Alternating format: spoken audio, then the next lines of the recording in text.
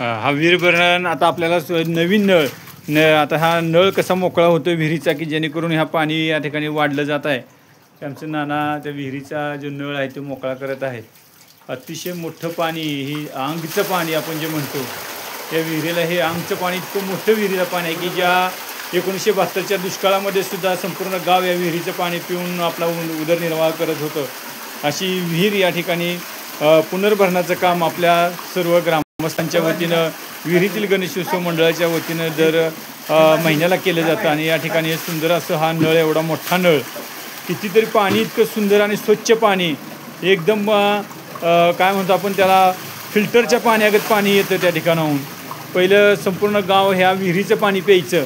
आता तर आपल्या नळाच्या योजना झाल्या पण त्या ज्या काळी नळाच्या योजना नव्हत्या संपूर्ण गाव या ठिकाणाहून पाण्याचा वापर करत असते. आणि हा एवढा सुंदर असा हा जलस्तोत्र या ठिकाणी आपल्याला पाहायला मिळतोय.